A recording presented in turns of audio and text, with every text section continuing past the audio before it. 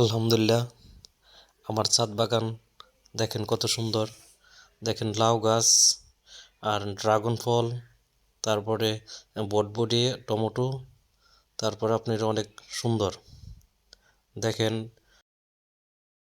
চাল কুমড়ার গাছ লাগাইছি, পাশাপাশি বেগুনের চারা, মরিচের চারা, তারপরে দেখেন বেগুনের চারা। আরেকটি আছে আপনার যে শশা, শশা আলহামদুলিল্লাহ শশা ধরছে অনেক সুন্দর, আর করা আসতেছে ফুল অনেক।